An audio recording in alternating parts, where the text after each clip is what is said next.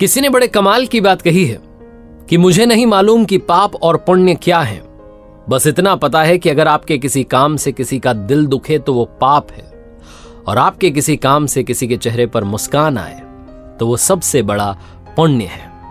नमस्ते दोस्तों, मेरा नाम है आरजे कार्तिक। आपके लिए एक छोटी सी कहानी आप ही में से किसी साथी ने भेजी है। ये कहानी किसने लिखी है नहीं मालूम, लेकिन कहानी बहुत खूबसूरत है। ये कहानी गांव के एक डाकिया की। एक पोस्टमैन अंकल जो कि बरसों से डाक बांटने का काम कर रहे थे, चिट्ठी बांटने का काम कर रहे थे, लेकिन आज उनके पास में एक ऐसी चिट्ठी आई थी जिस पर नया पता लिखा था। इस पते पर आज तक उन्होंने कभी कोई चिट्ठी पहुंचाई नहीं थी।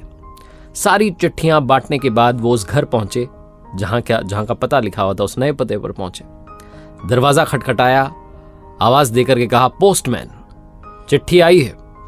अंदर से एक लड़की की आवाज आई कि काका, दरवाजे के नीचे से चिट्ठी फेंक दीजिए।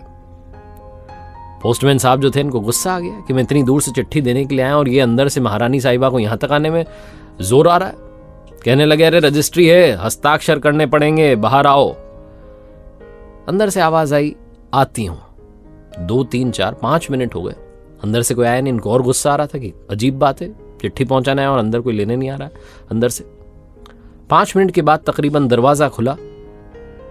12-13 साल की एक लड़की थी, उसने दरवाजा खोला और ये डाकिया साहब जो थे ये चौंक गए। उस 12-13 साल की लड़की के पैर नहीं थे। इन्हें ग्लानि होने लगी, गिल्ट होने लगी कि मैं क्या इतनी देर से 5 मिनट भी वेट नहीं कर पाया। ये कहते इससे पहले उस लड़की ने कहा कि माफ कीजिएगा काका, आने में थोड़ी देरी हो गई, लाइए मेरी चिट्ठी, कहां हस्ताक्षर करने, कहां साइन करने। उसके बाद ये डाकिया जो थे, इन्होंने आशीर्वाद दिया बच्ची को और चले गए। 10-12 दिन के बाद में फिर से चिट्ठी आई, उसी पते की। अब की बार ये वहां जाने के लिए और उत्सुक थे। पोस्टमैन साहब वहां पहुंचे, दरवाजा खटखटाया और कहा, चिट्ठी है, दरवाजे के नीचे से फेंक रहा हूं, मत आना दरवाजे तक। तभी अंदर से आवाज आई, अरे काका रुको रुको रुको, आपको जाना नहीं है, रुको, आप जाना मत, मैं चिट्ठी लेने के लिए खुद आ रही हूं। 2-3 मिनट के बाद में वो लड़की आई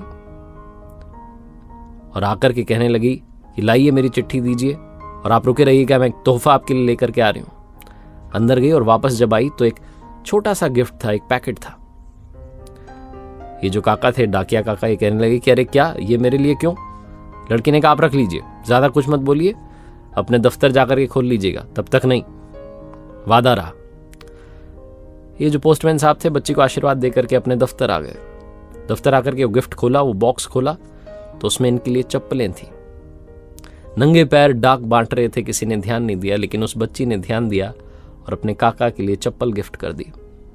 इनकी आंखें नम थीं, रो रहे थे और सोच रहे थे कि उस बिटिया ने मुझे चप्पल तो गिफ्ट कर दी, लेकिन मैं उसके लिए पैर कहां से लाऊंगा।